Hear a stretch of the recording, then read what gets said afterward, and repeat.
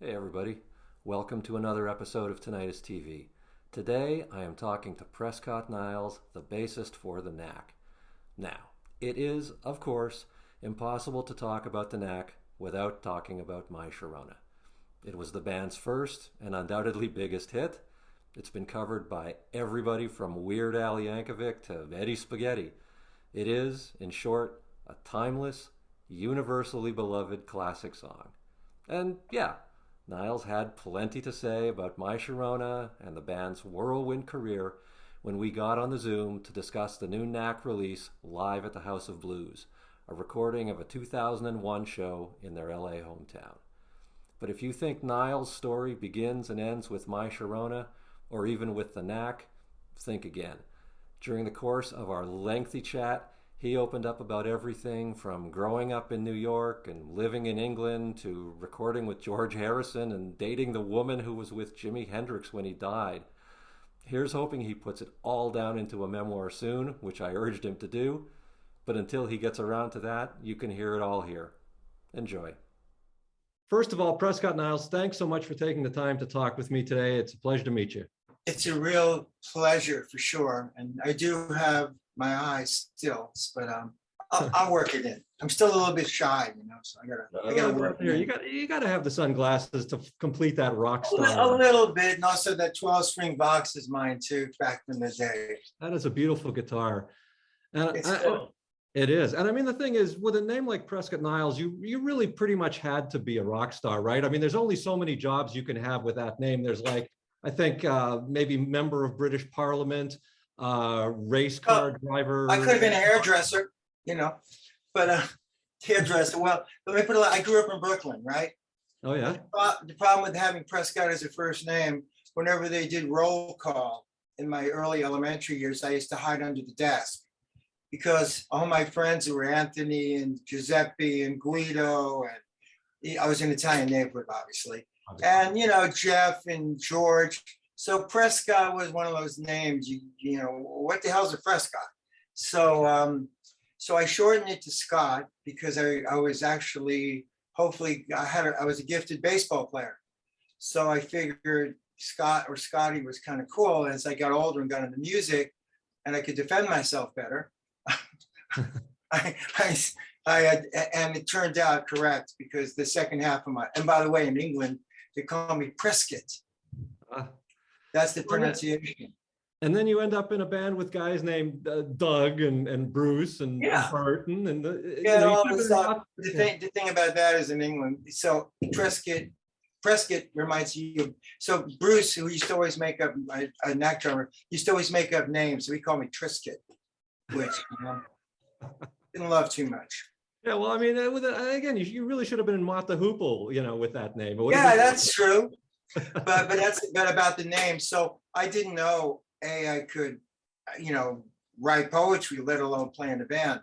But like everybody else in America and the world, seeing the Beatles on the Ed Sullivan Show, kind of woke me up to going, wow, this looks pretty cool.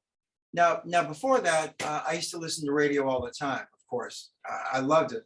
And Motown was on the radio a lot. I liked the Beach Boys quite a bit, especially Miss Brian Wilson kind of got into. Well, I liked all the, you got to understand a kid in Brooklyn's living in black and white. And I remember driving across country with my parents, when I was like 15, and seeing color, literally. That was like just another aspect of the world. And also, that's when I kind of made my decision, or pre that, because I was playing acoustic. But I said, you know what, this is where I want to do when I get back home. And that's what I started to do, obviously. But the world was excellent. And the Beatles, again, and all the groups that followed. I also was a big Dave Clark 5 fan. Oh, sure. Well, so let's fast forward a bit, though, to what we're actually here to talk about today, which is the new Knack live album coming out, which is live at the House of Blues. I think, do you have a copy there? Hold it up. There Hello. you go. Let's get Nas for KFCI. Let's sell a couple. Yeah, exactly. Now I'll sign it for you and I'll hand deliver it. Wow. If you buy it already. And the thing is, it's a double album. Yes. Which is very impressive. And not only that, they did a beautiful job. I'm sorry to hold up the product, but isn't that wonderful what they did? Oh, wow. Nice color. Look at that. House of Blues. Perfect. Yes. Oh, I didn't even get that connection. I would have chosen. But I'm extremely happy that Liberty and Tony, who signed us to Smile to do that album at the time, and that he actually found the cassette, found the tape, which didn't exist for all these years. I had no idea that this album was, our performance was recorded. So this all came to me like out of nowhere. It wasn't like it was planned. Tony called me and said, "Hey, I found the tape. It's off the board, but it's still, the performance is terrific. And Liberty's want to put it out." And I'm just going, Liberation, I'm sorry. They want to put it out. And I'm just like amazed. And then I heard it and I was going, it's funny. You don't remember every show you did. I mean, you don't remember hardly anything. It's funny about shows. You could be a great show, but you remember the weird show and maybe not the greatest shows. Well, I think this one was fairly memorable given that it occurred just a couple of weeks after 9/11, right? Well, that did make an indelible impression, obviously. We also did that Funhouse, that video for Funhouse prior to this, which at least got us to play live together before we played live, at that show. And that was cool for what it was, but that's the lineup. If people out there want to see what we look like, you can check out the Funhouse to see at least. And Jones was our new drummer, David Holmes. We call him Jones, by the way. He was young looking. He had kind of Elvis, kind of had an Elvis vibe, and he was from the South. So the Knack, we did have excellent drummers, which I'll get back to. But Jones was terrific at the time, and his drumming propelled the performance. Playing at that time after 9/11, and if we were in New York, it would have certainly been a little bit heavier. The air, the vibe was more dramatic. Look what happened, obviously. But people were really in a great mood when we played. I mean, the world was still going. There were no lockdowns like today for different reasons. But it was a good night, and we hadn't played in LA for a number of years. So the night itself was magic, I felt. And the audience was definitely all for us. So to have this come out now is a miracle. And to talk to you and other people that maybe I haven't talked to for years is terrific. What goes through your mind when you listen to some of these old shows? Do they hold up as well? Do the songs and your performances and everything hold up as well as you remember them, or are they better or a little worse, or what? Well, the thing about the Knack now, with Bruce, of course, and then the following drummers, we weren't one-hit wonders, which obviously became a moniker, so to speak.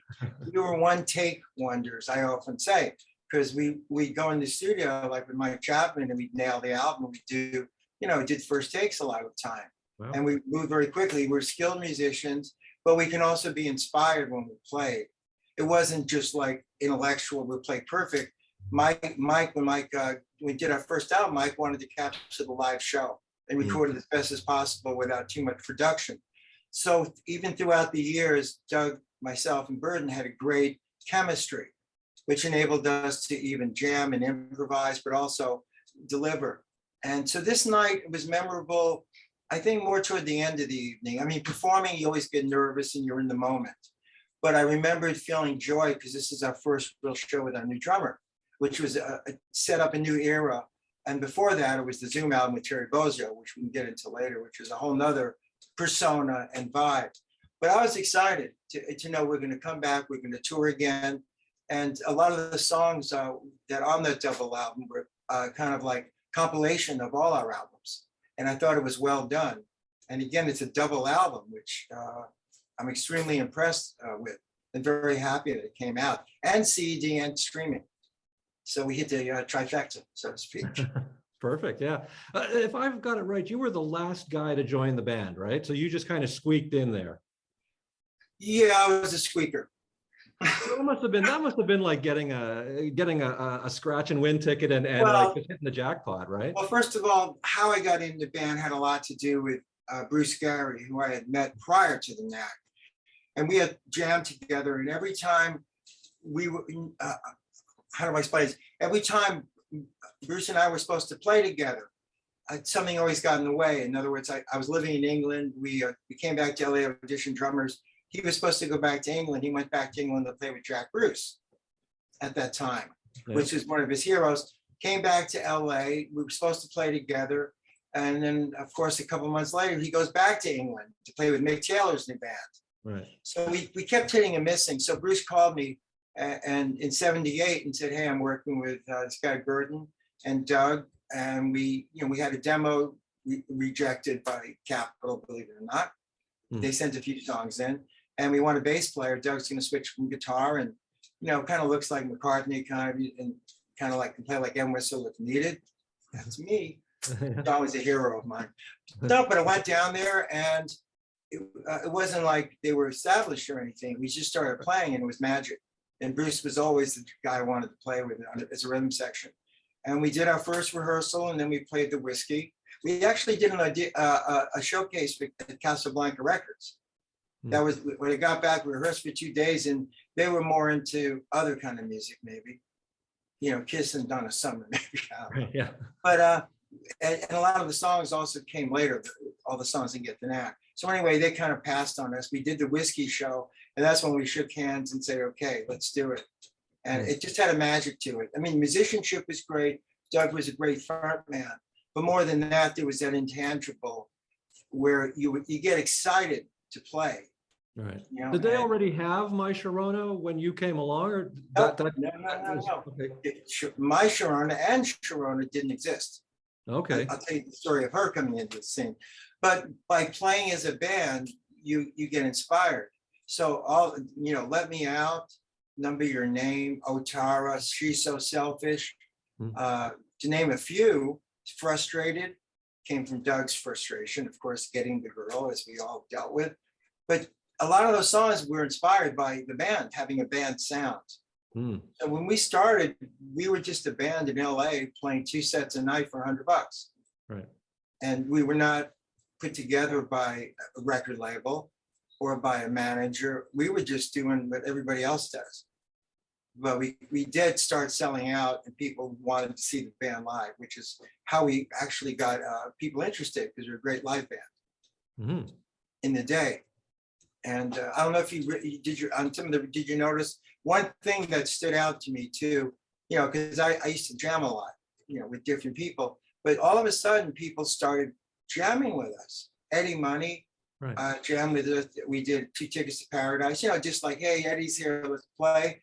Tom Petty jammed with us at the Troubadour, kicked over some glasses on tables, which was great. And of course, Bruce Springsteen. Yeah. There's, I don't know if you've ever heard that, but I posted something recently on Facebook. It's wonderful. Doug and Bruce taking a verse each in Mona and Not Fade Away. And it's beautiful. And then we played with Ray Manzarek. We did a few Doors songs. Stephen Stills he wanted to produce us. So we were getting credibility, not just because we were like, a cool band, but people respected us. And that to me said, I've never been in a band like that. No, and obviously it all paid off. I mean, did you guys know what you had in hand with no? So none of us really had a great success. So we had no idea. Capitol Records was one of the record companies that would come down. They started coming down at the very beginning. Like Bruce Raybert, who really discovered us, would bring down some of the people in the mailroom, secretaries, which was great, By the way, can you take a letter, please? No. But having all the people from the Capitol building come down over a period of time meant that the whole building, the whole company was interested in us. Polygram offered us $1 million. Some other, it was like a bidding war, but that wasn't, if you get a lot of money, you owe a lot. As you know how that goes, right? A lot of groups think they're going to go out and get a Ferrari and just get my water, get a Ferrari or something, and then have a good life, get some girls. But you got to pay the money back, right? Yeah, recoupable is the word every musician should know the definition of, right? Well, I was at another band, we had it. Yeah. So none of that mattered. So Capitol was interested, but before we signed with Capitol, we met Mike Chapman. Mike had heard about us, and Mike. I lived in England from 73 to 75, and I didn't realize 90% of the hit songs by Susie Quatro, Slade, the whole glam was Mike Chapman and Nicky Chin wrote all the songs. I had no idea. So when we met Mike, and he came to see us, and he said, guys, he says, you're great. I want to record you live. like, I want to get your show, the excitement, the passion, everything.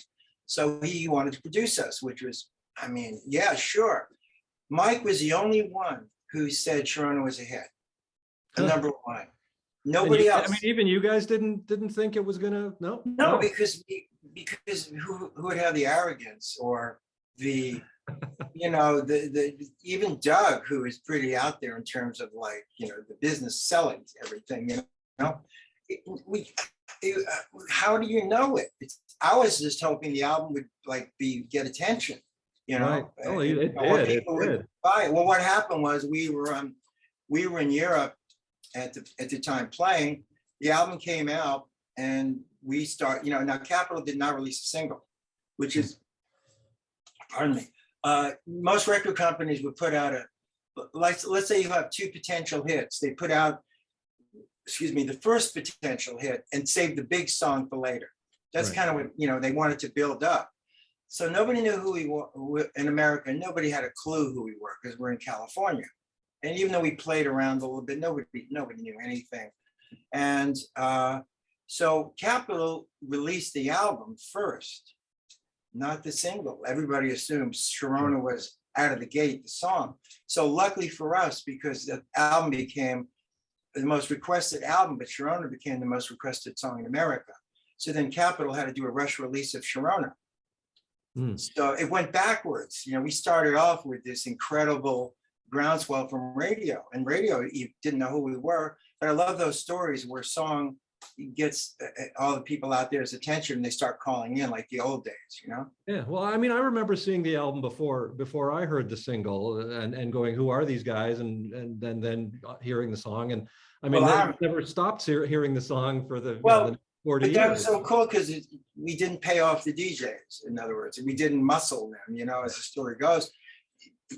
And I think Capitol was delighted. There was no pre-hype either. There was no pre-promo. The only promo was at the back of Cashbox or, those record, magazines. All they did was have the back of the album cover with us taken out and says they're coming, or, didn't say anything of anything. So, and again, Mike was dead on the money. And, and Mike was terrific. So the album got a lot of play, and unfortunately, because they did do a single, Burden's solo. Now they did on FM. They played the whole Sharona, but Burden's solo is brilliant, and even when it's cut, it's great. But the whole solo is terrific. One of the greatest pop solos ever. Totally. Well, he just redid it. One of the 70 bazillion covers of My Sharona. We did that thing, right? and Frank Meyer just did a cover, and they got Burton to play, and they did the whole song, including all of his solo, which I thought was just a great tribute. Oh, it's great. Well, I play that song a lot. Different players. My kids play it with me too. I don't know if you've seen any clips, but my daughter nails the solo too.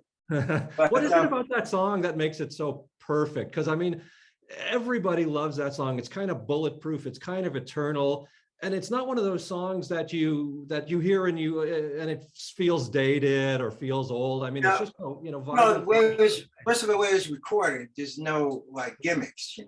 It was just straight live band. Mike got a great sound, and of course it starts.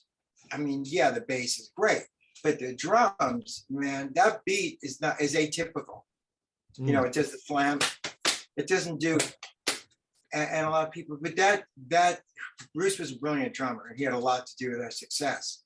And when it starts off with, and by the way, so We Got a Rap is Killing Disco in one of the documentaries that came out. It says the new wave with the Knack, single-handedly destroyed disco. Well, the amazing thing was that the song is a dance song.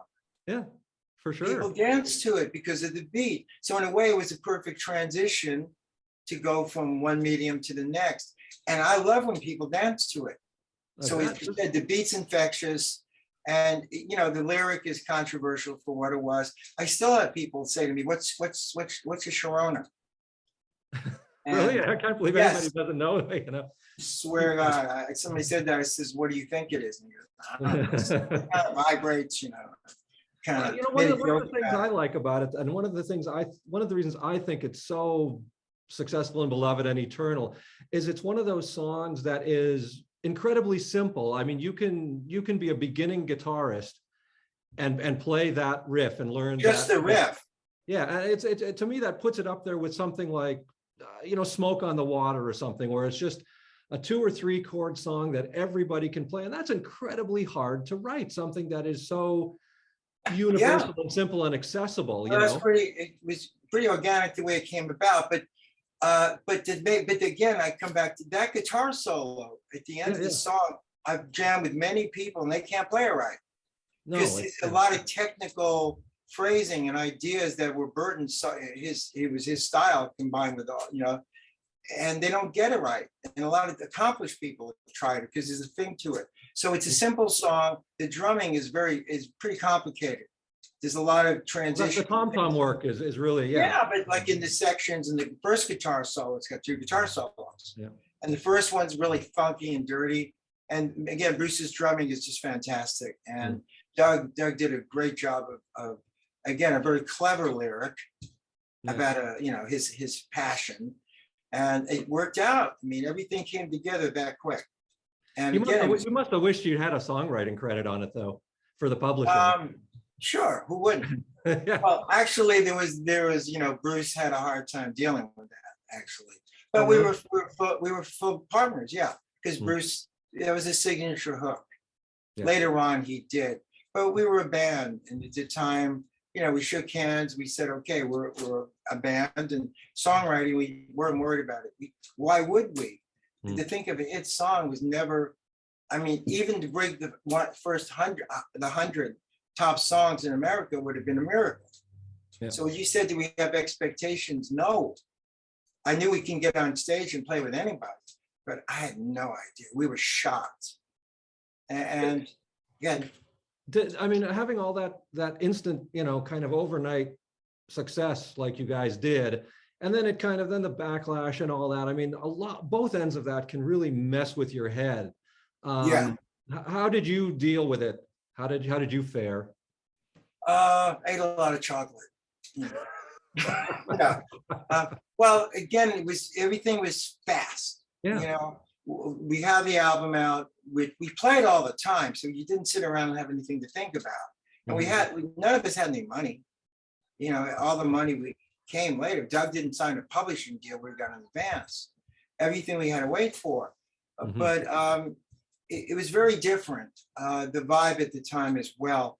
There was a camaraderie we had because it was us against the world, pretty much. Then when you have a great success like that, we were offered everything. The biggest mistake we made was doing no television in America. Right, why?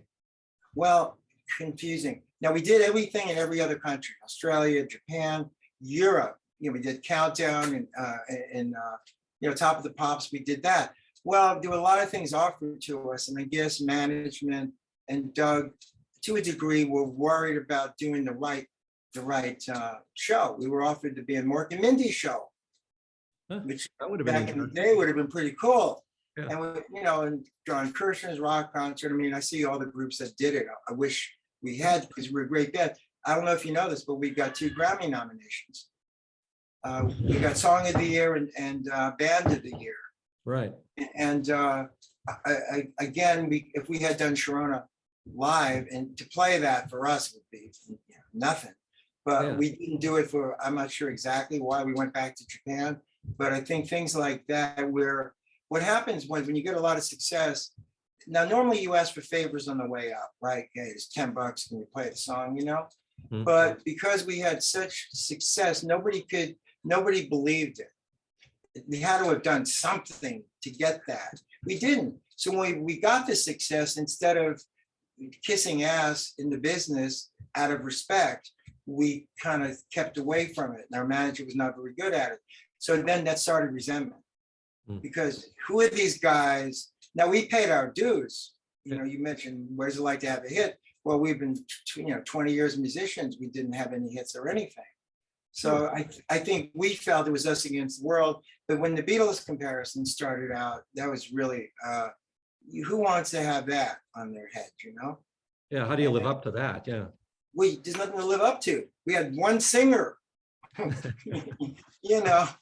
mean, If anything, we played more like the Who live. Bruce was a brilliant drummer. And I think, and then they came out like Capitol invented us and groomed us. I mean, I get it, but none of that was true. So, and of course, we recorded the album for $17,000.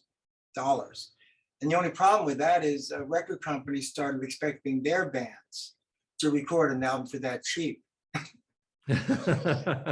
So we started getting blowback from musicians, like, who are these guys think they are? We have to do it, every band's different. They may need 3 months. And by the way, Blondie was recording at the same time as we were down the hall. And it was wonderful seeing Deborah Harry going, hey, walk around. That was very uplifting, And, but Mike took longer with them because they were more produced. And we just nailed it. Yeah. Aside from not doing TV, I mean, you guys also kind of famously did no interviews at the time. Were you trying to create a mystique or? Well, at first it was, but I think we were really good. We were like, and I hate to use the word Marx Brothers, but we were funny. We play off of each other very well. I mean, Burton and Doug, we were all well-read. We're all aware of current events. We're all pretty intelligent. And Bruce, we're all very in different ways, but we didn't get a chance to. And I think the interview thing, at first we do a lot of interviews. Then when they started to ask for the lead singer only, right? Doug had a little bit of a chip on his shoulder because of past rejections. I don't blame him. I did maybe, but I didn't. So I think he might have said things that our manager was worried about and told him, hey, look, just don't get into that thing. And maybe that's why we didn't do as many interviews. Dick Clark wanted to do a movie with us. It was a script, a rough script, and we should have done American Bandstand first.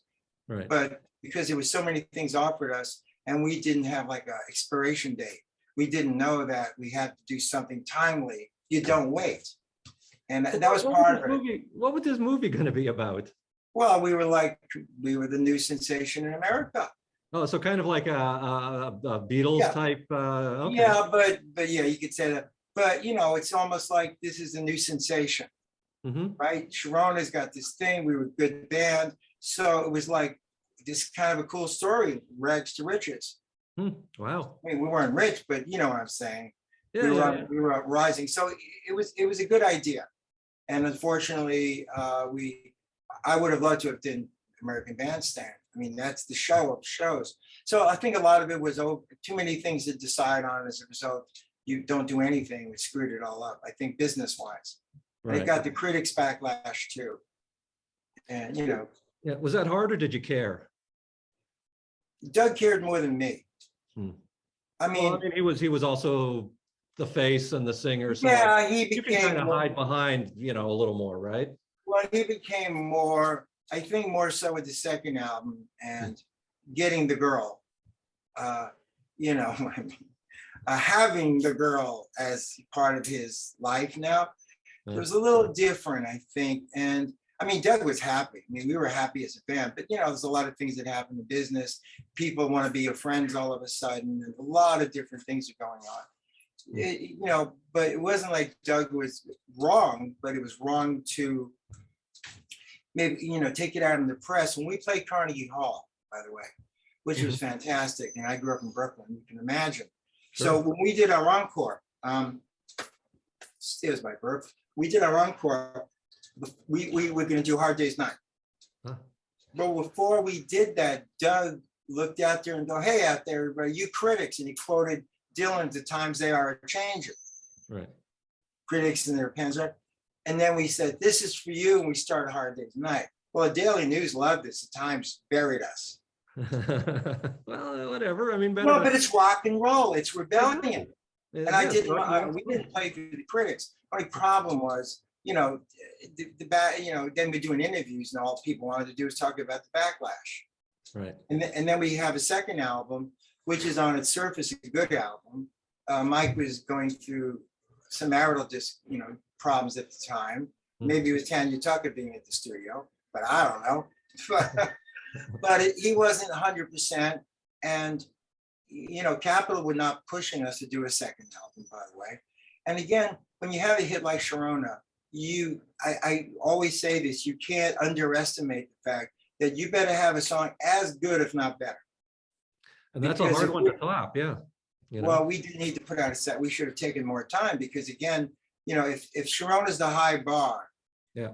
and this overnight sensation, now the album luckily got recognition, so we weren't just one trick people because the album's got a lot of great songs. And by the way, Good Girls Don't was number 10, number 11. That was a hit, Yeah. sort of. But nobody Yeah, you had this incredibly tall poppy that nothing else could really, right. But if that came out first and then Sharona, it would have been different. But I was happy that song got in the top 10 or 11 or 10, whatever, it didn't matter. I was very happy, and everybody overlooks it. That's when the one hit wonder thing comes in. Right. But to have a song come out that's not as good, if not better than Sharona, I think set us up gave us the bullet to the critics. Right. And not that we cared, but still it was kind of harsh to deal with that. So we went through that. And then one of the biggest thrills we had was playing the Forum in LA a year after we were playing the Troubadour. And we had a lot of fans, and people sold out, and it was wonderful. That time period was terrific, and then started the breakups. Yeah, but I mean, history's obviously, righted all of that. You guys are quite rightly having the last laugh nowadays. Well, when I hear Sharona and Ralph's and Trader Joe's, yeah, I'm very happy. I'm thrilled. No We're here at a baseball game, we're playing it. So that to me is like beautiful. Is there a lot of unreleased material in an archive somewhere? Well, they shot our concert at Carnegie Hall. Mm-hmm. They filmed it, okay? It came out on a laser disc, Pioneer, way back in the day. Now they have that on YouTube, the whole performance. It's great. I mean, that was us at that time period, I mean, we played great that. I mean, we've always played. That night was magic. So if you watch that, that is us personified. It looked like the back of the album cover, and we killed it, right?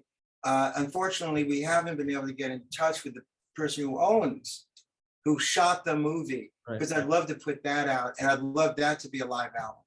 It's fantastic. But in terms of studio stuff, there's not necessarily a lot of outtakes or extras? Well, a couple have come out. When we recorded with Terry Bozzio, we did a version of Elvis Costello's Girls Talk. We did That Thing You Do. We did I Knew the Bride, which is another song that I'm trying to remember. We did it out of England, a very popular band. Rock Power, they call it? Yeah, Nick Lowe. Yeah. So we did other songs, but they appeared, and some of the live things came out on re-release second album. But there's some demos we did, before we got our deal with Charisma. There are some demos that can come out. The third album we did with John Was, which is a very serious phone, is a really good album, by the way. Yeah, I love that when it came out. We had a minor hit with FM hit with Rocket of Love. Yeah. And as you know, we grew stylistically, trying to, be current, but not be, continue to be, at least the three of us, we did change drummers. Right, because it almost seems like a box set would be kind of a way to, tell the whole tale of the band, as opposed to, everybody just focusing on the one or two songs. So I'm gonna start a petition. You want to sign it? I'm gonna send it to Universal. I'll sign it. I know somebody mentioned it the other day in another interview, and two people mentioned it. I'd love to have that, a booklet, a retrospective, and have that. It would be thrilling for me to have that. This is wonderful having this double album come out, and I do hope that maybe we'll get a chance to do that. Do you think you guys should be in the Rock and Roll Hall of Fame? That's a dodgy question. Well, yes and no. I mean, how are you judging it? Because we had a career, as you know. Sure. And I think I would like to have been mentioned. I'm not even in. Cheap Trick took a lot of years to be in it. A lot of people had to wait that are, much better, more, let's say, successful artists than we were in some respects, So I get it. And it's also politics. Of course. Meaning whatever record company is lobbying for you. So it's different. Capitol, is out of the picture. And we did, different labels too. It would be an honor, sure. And I'm sure my bass might be there. I think there's a couple of things that Doug has that they're going to do something for him. Hmm. And, you know, I don't want to, I'm still playing that bass. So, and a lot of other, yeah, what I played on Sharona, it was a Guild bass, by the way. It was a bass I had gotten, not the normal way, so to speak. And Right. it was a perfect bass. Mike loved it. And I still play it. You know, it's got a unique sound. And, you know, so in other words, it's just amazing to hear it played. And people always mention it, you know, oh, yeah, Sharona. Some Philippine nurses were taking care of my mom in a nursing home, just to bring this up real quick. And it's funny when my mom would brag about me, and then I go there and say, you in the Knack? My Sharona is the Philippines. My parents love your national anthem. And I'm going, what? And they go, yeah.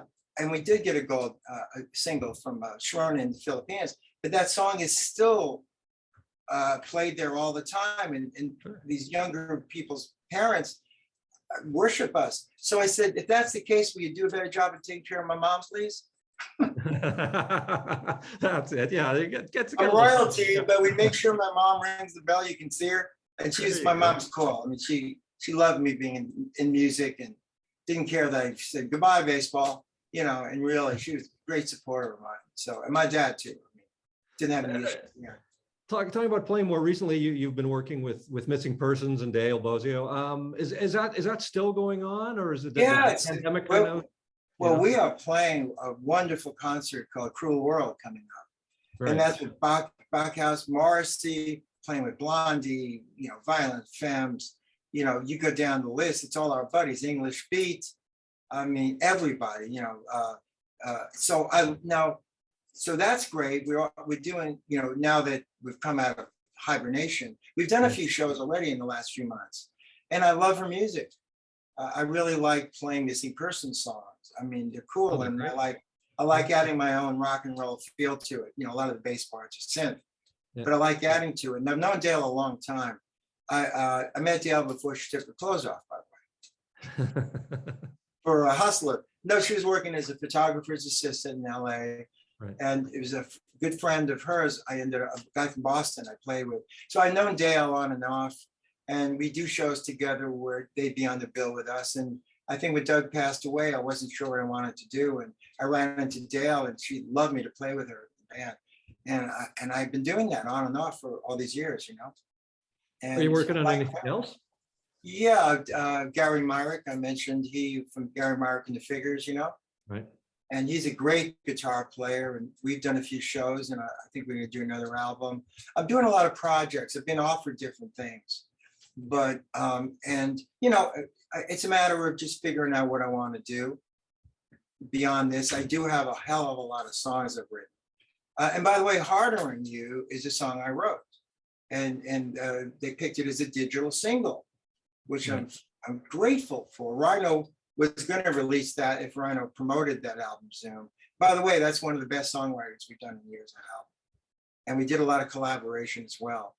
But I originally wrote that song and submitted it for That Thing You Do when they were collecting songs, and my good friend Bill Hudson did vocals on it. You know, he's a great singer, and we submitted it too late. So I had the demo, and I played it for Bird, and I said, "You think Doug would like this?" And he said, "Yeah, but let's toughen it up. You know, it's more pop." So Doug loved it, and we recorded that, and then now it's a digital single. So I'm very happy that at least I'll get some recognition as writing something. Well, and you and Burton did the By Corona thing, which I thought, you know, I mean, that was very, it was tongue in cheek, and Burton was so funny with his dogs and played the solo, and I'm just popping in. Do you know that we got more press on that? I had no idea. All over the world they used that. So a little silly idea became pretty cool, you know. Yeah. Are there any covers of Sharona that you particularly like out of the hundreds that there are? What about the 100, Mike? What about the 100? You know, Mike. You know, the COVID thing, right? Corona. Right. There was a thing the other day called Flu-rona, a variant thing. And I'm going, oh God! The worst thing ever was years ago on Alex Jones's show, right? The crazy guy. Yep. Somebody did a version called My Ebola. Oh. A band wearing hazmat suits. Now that really made me So I think that song, and by the way, we helped Al get a deal, Al Yankovic with Capitol. He Yeah, sent us the tape. That's an honor when We you get loved covered it. mail. Yeah, yeah. We loved it. No, we just said, hey, man, this guy's great, you know, and he's funny as hell, and we're still friends, and he's wonderful. But the song that I wish people heard was he did a parody on My Baby Talks Dirty. It was My Baby Talks Burpee. And I still have a cassette of it, by the way. And, you know, but Al did it also, him doing a parody started his thing. And I love Al, and he's very, very witty. And he paid for that. So, you know, but I love emulation's pretty cool. Even back in the day, they did, you know, Ayatollah, which, you know, back in, you know, and Nine Coronas, everybody was parodying that song. So in a way, I didn't know it opened itself to that, but it did. You know, it's a song you can adapt to anything, it seems. Yeah, I mean, I've thought of doing it. And also when some kids, I started teaching a lot over the years. And I teach kids, you know, guitar, I taught guitar, bass, and drums. Right. You know, and piano, because I can play them all. But I love putting groups together when kids are putting a bar mitzvah together, right? Or they want to play a dance. And what couple of times they says, we came up with my bar mitzvah. What are you going to give to me? Give to me. I'd rather have cash on my bar mitzvah. It was really funny. Okay, forget the Knack box set. This is what we need the box set of. Yeah, exactly. But this was their idea. And I go, really? And it's funny. So I did that. I played with them because it was funny. You know what I mean? I like that stuff. But things like that happened with that song. But I like teaching. But again, kids would want to play it. And we did parodies of it. My Bar Mitzvah is my favorite. That's a good one. You have you ever thought of writing a book? Yeah, I did keep journals. And you do from back in the day? Well, back in any day. I started writing late. You would have like journals from like the 1979, 80 to 81 kind of, you have journals from. Yeah, they weren't consecutive. Sometimes I started to do consecutive and I stopped. And then I'd write about certain days. When I lived in England, I wrote more about every day. It was interesting. And I've had it, and then I've got a lot of poems. So I've written a lot of poetry. Oh yeah. And real poetry. And I didn't know I could do that. It just, I write and it comes out. So people have offered me some book deals. And I do want to tell the story of my life, sort of, and having 3 adult children now who happen to be musicians. I don't know if you know, they recorded 2 albums. Right. Called Gateway Drugs, and playing with them as well, it's a real special relationship, you know? And to see my life now move to this thing is fantastic, you know? Or, you know, I'm going, you want me to overdub a bass for you? And my son goes, nah, I can do it. It makes you, you know, it reminds you, you know, the beauty of life and family. Yeah, so the book thing, my son definitely says, you better do it, because he likes what I write, my poetry. So I'm figuring out a way. It's not a tell-all book, you know. I didn't throw women out of the window into a pool. I was more sedate than that. But, you know, there's interesting twists and turns. So I think I will. And the next story is unique. Because I would think, you know, honestly, you've got a couple of books, one just about your life in general and everything you've done. But I mean, I would think that any publisher would be thrilled to publish the Knack journals just of you know, that sort of crazy heyday period of just you know, your first person perspective of what was nobody going else on in the world. Nobody else is going to tell the story. Right. At this point, Burden really is a little more personal, private, and nobody else is going to tell the story. I know Doug had hoped, he was talking to a guy at Rhino, wanted to do like a TV show or like a documentary TV show about him and Sharona. You know, it's romantic, but you know, that's not what the Knack are. You know, the Knack was the camaraderie of the members. But they should be honored. Bruce, who had passed away in 2006, unfortunately, he was my dear, really a dear friend, one of the best drummers I ever played with. Yeah. And Doug, of course, unbalanced. You know, I was doing this judging a talent contest in LA, right? And Leif Garrett was also there, and a few different people. It's like, you have people play. So I would call it Hollywood Got Talent or something. So on Valentine's Day, we were supposed to play it, and they asked me if I do Sharona. So Leif was going to sing it. My daughter and my son playing drums. My son's 14, my daughter's 17. We played great. So the night before, we were at Doug's watching him pass away, because he didn't want to get any more treatment. So we ended up playing that song, and I do preface the performance and going, my daughter's crying, of course, and going, we're dedicating this to someone who just passed away. And Leif Garrett sang it, it's on YouTube. It's fascinating. But it was a wonderful way to say, timing is everything. But we found out that Doug passed away last night, and we want to honor him and do Sharona. So I want to write that in the book too. Wow. Yeah. No, that's it's special. No, So things like that are unique. And I'm sorry, I never thought I'd be a surviving member. It's bizarre, Why not? Because you never knew anybody's going to pass away. Like I'm sure the Beatles, and John, and then as you get older, George. It's strange to experience. It's one thing to read about it, other people, and then when you go, wait a minute, I was part of, it's especially the three of us, because Right. we played together for 30 years. Must give you a kind of a sense of responsibility too, in terms of, carrying on this torch and like we're talking about writing a book and making sure the story gets told and making sure all of this stuff doesn't just vanish into history, And no schmaltz, if you know what I mean. Right. Yeah. Yiddish word. No, because we did something to stay together then when we broke up, got back together. But even to play, the core of us, Bert and I and Doug, to even love each other enough to play, and when things come up and still do our best always. No performance was a phone-in, no matter where. I mean, there could be 8 people there. Didn't matter. You got to be who you are. So yeah, I think that deserves a good story told about it. Nobody else is going to do it. So I will do it. I look forward to it. Thanks for asking, though. And I'm glad this album's coming out now, because it does bring the Knack back into focus again. So Perfect. thank Well, you. listen. I will. Well, listen, sir, I think that's all I've got for you. I've taken up enough of your time today. It was No, my time is your time, but buy the record. No, stream the song or get the CD. Buy the vinyl, blue vinyl, you need it. Well, I would get in.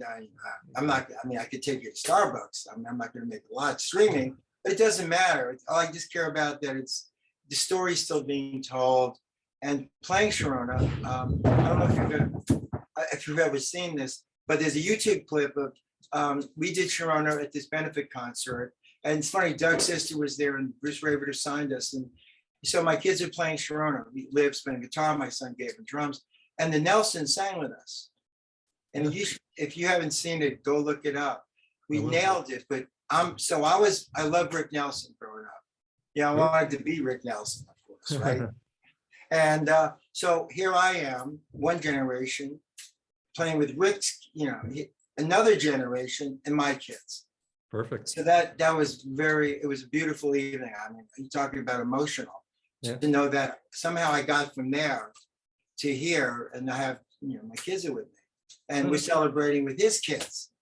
So that was one of those moments that I like to tell. That was amazing. Oh, So anyway, I thought I'd share that with you. Yeah, thanks.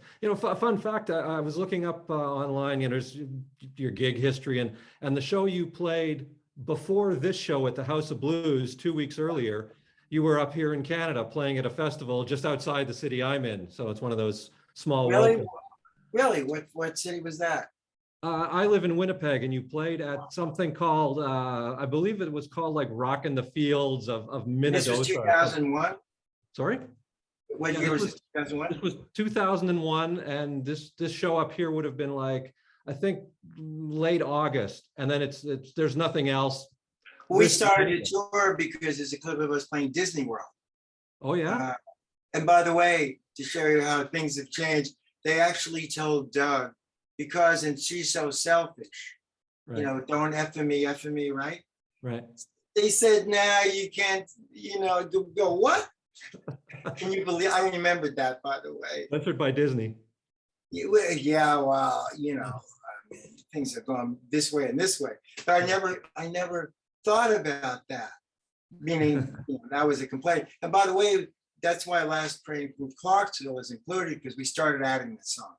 We always added cover songs anyway, because we loved we can jam, we can play anything, you know?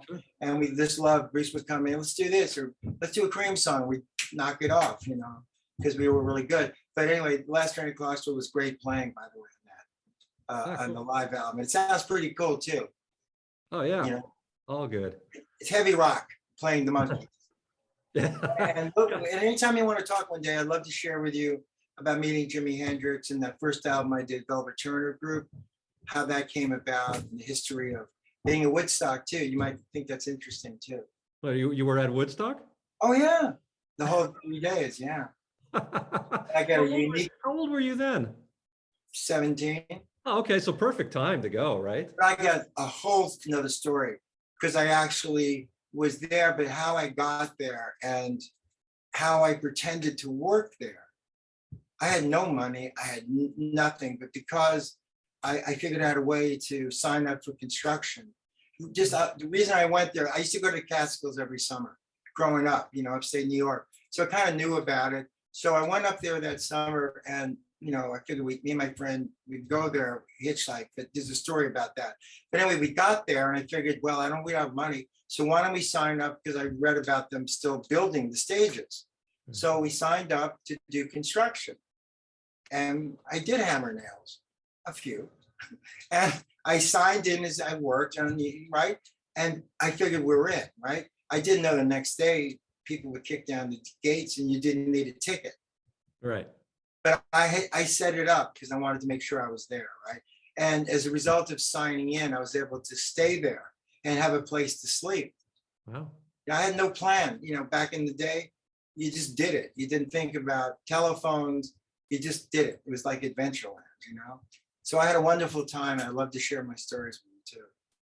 Well, yeah, I mean, that's, I'm amazed that you even remember Woodstock. It's kind of one of those things, if you remember. Oh, no, there, I remembered a lot of Woodstock for a lot of reasons.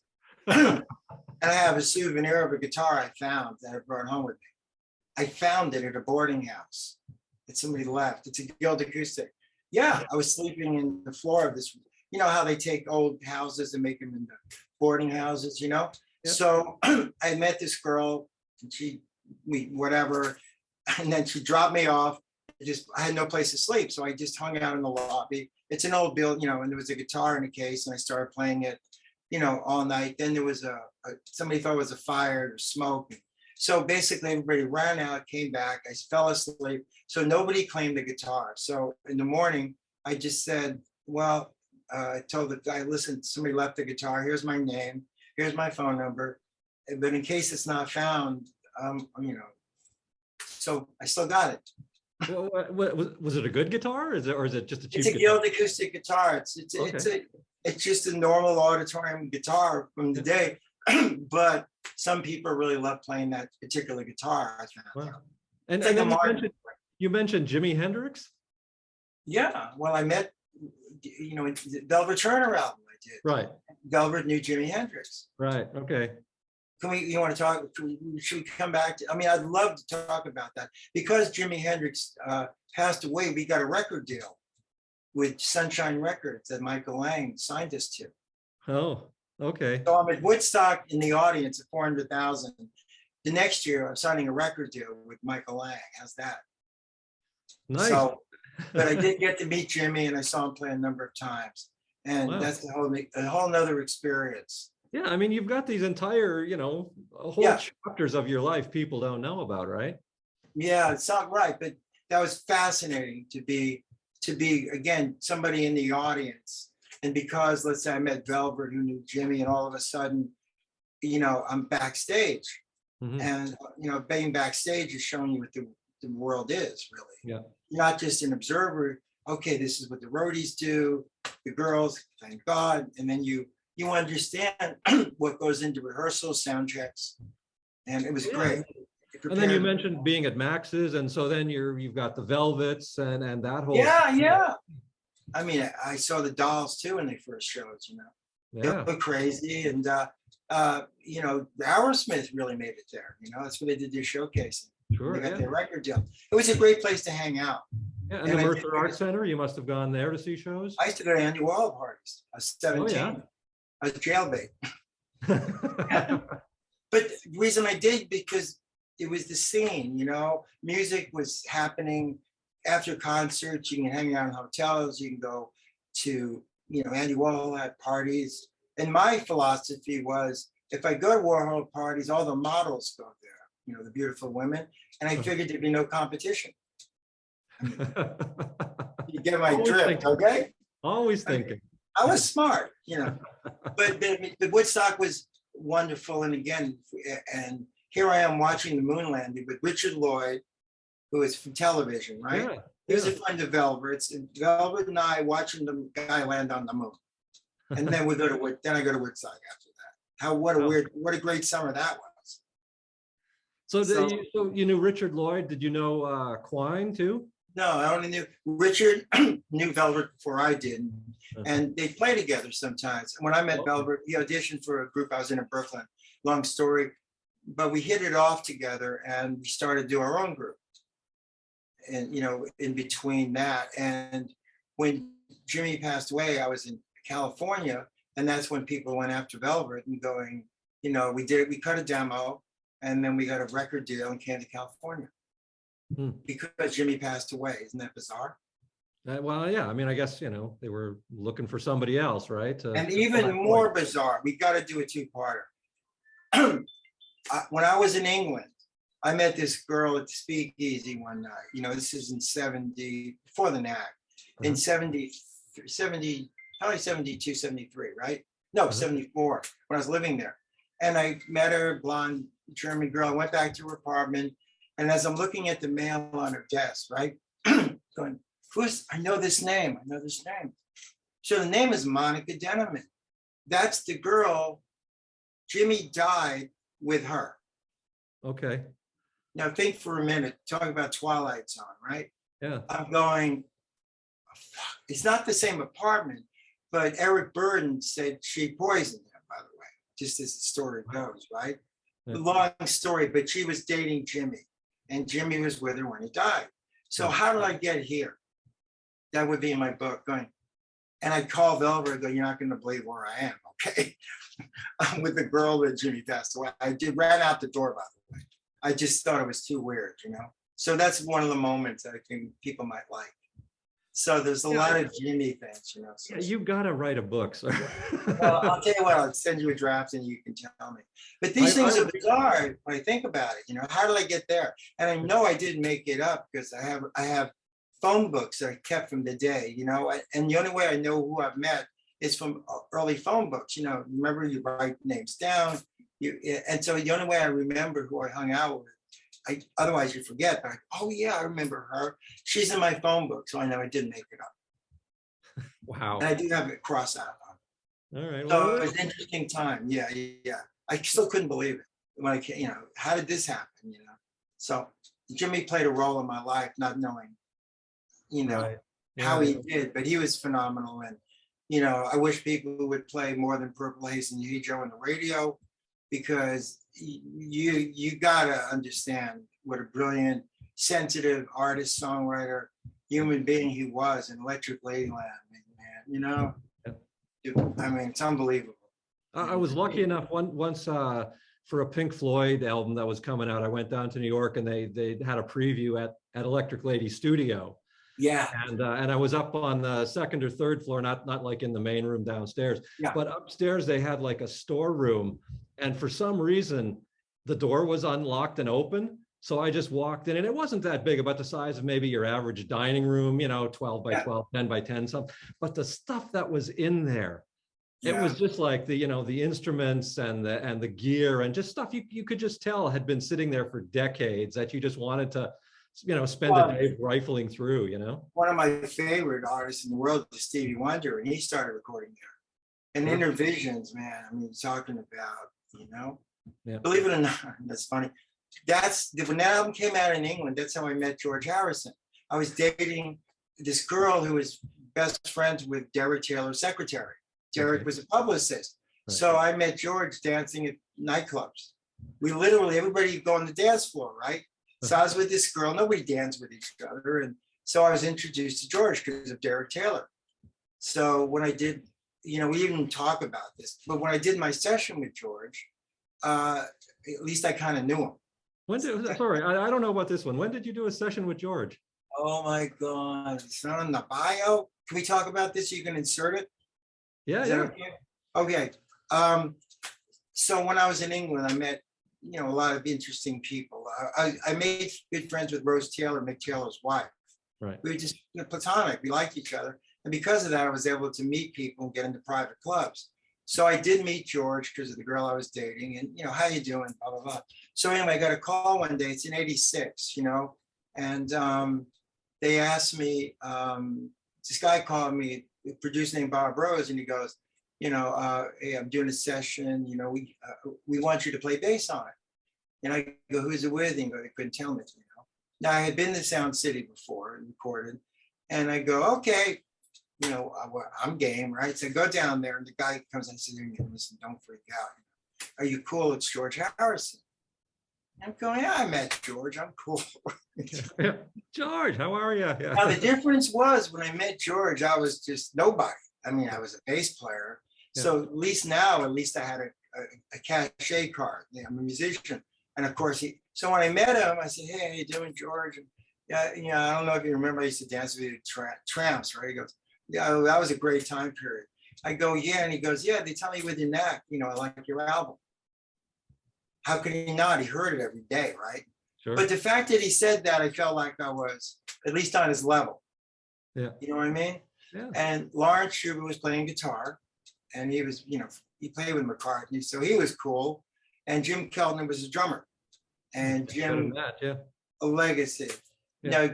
And Bruce was good friends with Keltner. So, I was very excited. I'm in the control room with George, and he's fooling around. So we start to record it. So I had a chart to play from.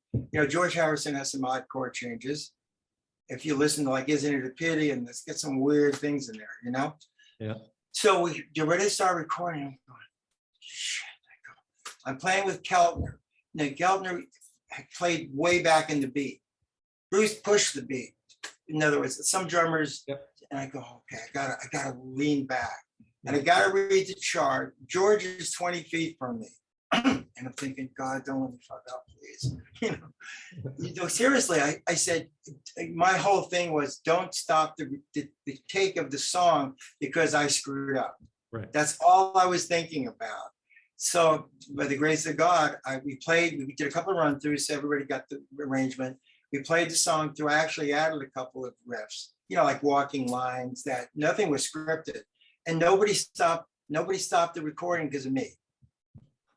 So that was everything, because I've done a lot of sessions where the drummer too quick, or bass player, you played the wrong note. So right. The fact that was my wish. Don't let me embarrass myself. Didn't matter that I sold all those records. It was just George is a different kind of cat. So went back a second day, did a couple of other things that didn't come out. So he went back to England, and I was supposed to maybe go over and do a couple, because he had the same producer with him, Bob Rose, But as it turned out, he met Jeff Lynne, and he just, and they record the song I played on Someplace Else is in the trailer for the movie, Shanghai Surprise, by the way. Okay. That was the movie that was worked on, and he re-recorded it. Now, reading Jeff Lynne was the greatest thing for George to have happen, not only because he made one of his best albums, but in the Traveling Wilburys, yep. Which I loved, by the way. I thought they were, I loved it. So I didn't continue with George, but, at least I had a chance to make music with him, Oh, great. And that was fantastic. So I had to tell you that story, by the way. Oh, thank you. No, that's perfect. All right, well, listen. It was a secret, by the way. Well, thank you again. Secret's out. All right. Thank you for mentioning that. Thank you. Oh, my pleasure. Listen, thanks so much for your time today. Thanks for all the music over the years in this new album. And I wish you the best of luck with everything. And feel free, if you ever wanted me to really talk about the Woodstock thing, I'd be more than happy to. Oh, well, you know what? Because it's got many interesting layers of storylines, Clearly. Yeah. And I enjoyed it. Get working on that book, and we'll go through the whole thing. We'll do that. And by the way, again, lastly, I'll say to me, that was it wasn't just the music, that was a victory. You know, we got the Vietnam going on, protesting, right? I mean, I used to go to NYU and protest. Now we got 400,000 young people. It was our victory. That moment was our victory before corporate people got, you know, brought up. But that was I mean, can you imagine? It was all about youth. Right. You know, it was a real, it wasn't just the big concert and a lot, it was every group that played, I loved, you know, and I got to give Bill Graham credit because going to Fillmore East all the time, that was my education. That was my college, you know, because I could see Taj Mahal play, Cream, you know, Iron Butterfly, Richie Havens, Donovan, you know, he had every kind of music going on there. Yeah. And that to me was the best thing for all of us. So I just wanted to mention that. Oh no, perfect. Yeah, I mean, it's you're blowing my mind here with all these stories, man. That's Anyway, awesome. thank you so much for Thank you. indulging me. Okay.